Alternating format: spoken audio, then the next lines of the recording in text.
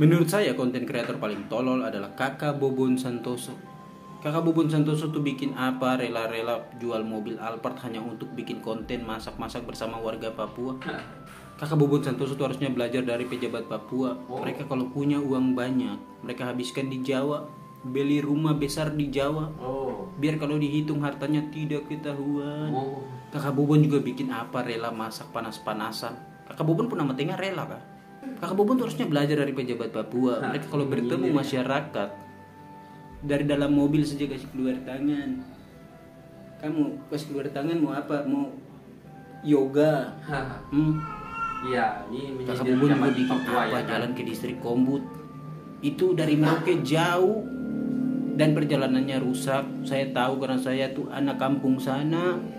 Jadi buat teman-teman yang punya ambeien, jangan coba-coba mau jalan ke distrik Kombut.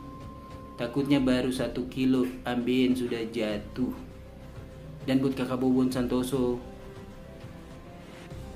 respect bro. Terima kasih banyak.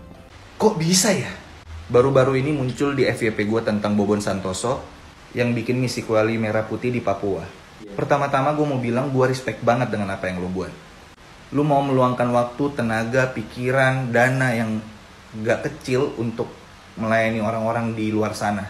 Khususnya untuk di tanah Papua.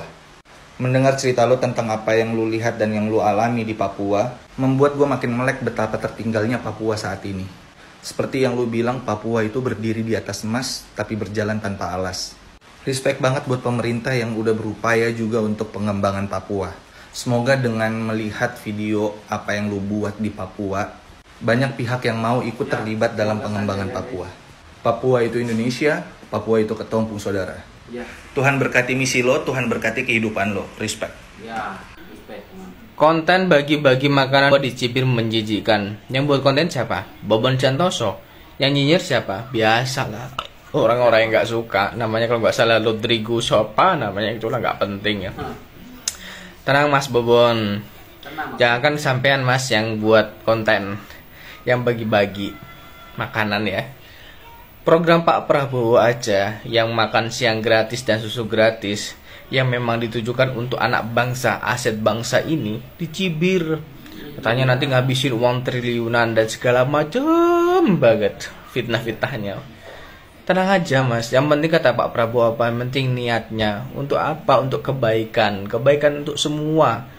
Kalau memang dia bisa melakukan, kenapa nggak melakukan dulu gitu loh. Baru Anda itu bisa komen-komen di mana-mana gitu loh. Wong Anda nggak bisa melakukan apa-apa untuk bangsa dan negara kita, masih aja komen. Yang penting itu tuh niatnya, terus langsung dilakukan dan manfaatnya dirasakan oleh semua orang gitu loh, untuk orang-orang yang membutuhkan.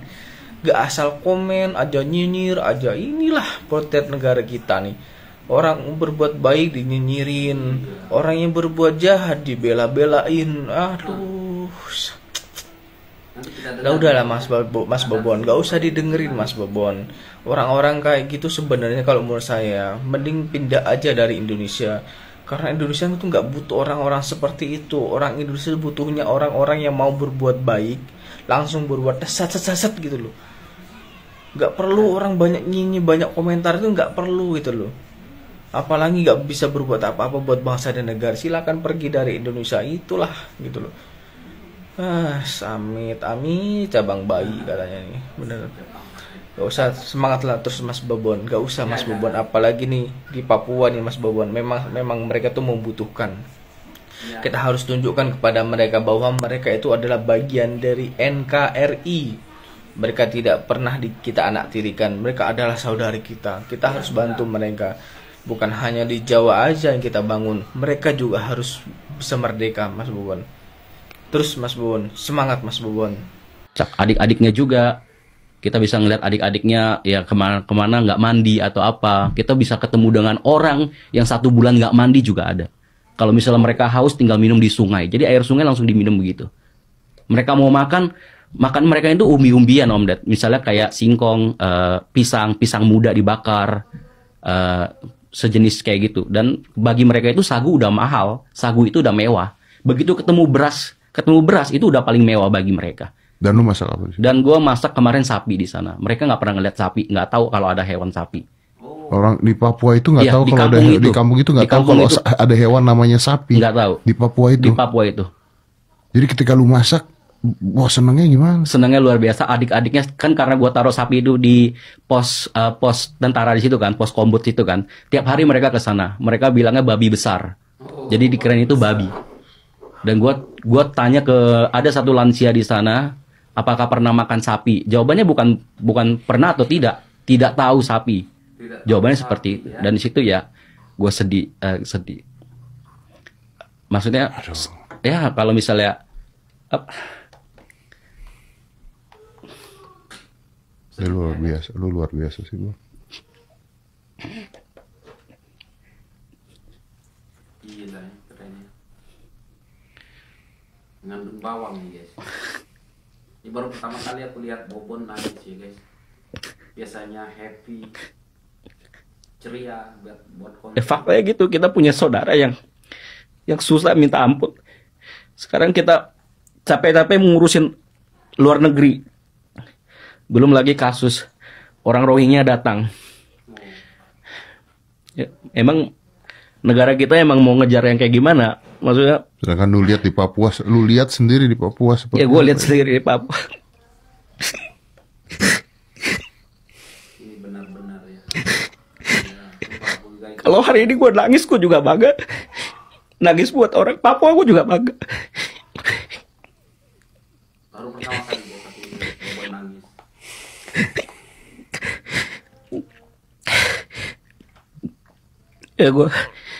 Ya kita harus minta maaf lah buat orang Papua. Kalau emang mereka masih mau kita anggap sebagai Indonesia, stop rasisme juga buat mereka, ya kan? Jangan bilang mereka malas-malasan, ya karena mereka juga dibatasi. Banyak orang-orang kita yang beranggapan mereka malas-malasan, suka minum. Ya mereka karena SDM kita dibatasi di sana, sengaja Dibatasi. sengaja dibatasi supaya dikeruk mungkin. Kekayaan alam kita supaya dikeruk. Dan ini udah berlangsung dari dulu. Dari zaman Belanda udah seperti itu, Om Ded.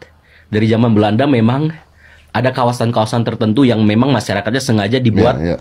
agak Dan dari zaman Belanda itu, setelah gue pelajari kemarin dari sejarahnya itu, ternyata bukan dari Belandanya loh. Ternyata dari tuan tanah yang ada di Indonesia Iya, itu yang kerjasama juga, kerjasama dengan mereka. Makanya VOC yang masuk itu kan bukan Belanda, VOC-nya yang masuk kan. Oke guys, baik. Hai, assalamualaikum warahmatullahi wabarakatuh guys. Nah tadi kita lihat konten-kontennya Bobon ya.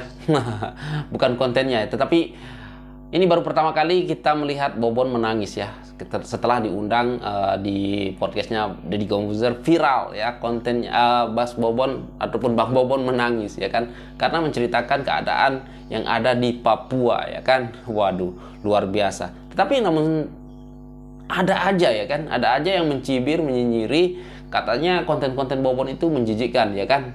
Waduh, ini aku nggak tahu lah cara berpikir mereka itu kayak gimana.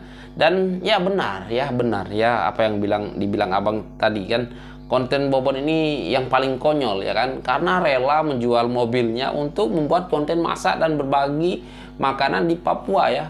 Ya kita biaya yang sangat besar. Dan saya menonton video podcastnya Deddy Corbuzier dengan Bobon tuh sampai akhir ya kan.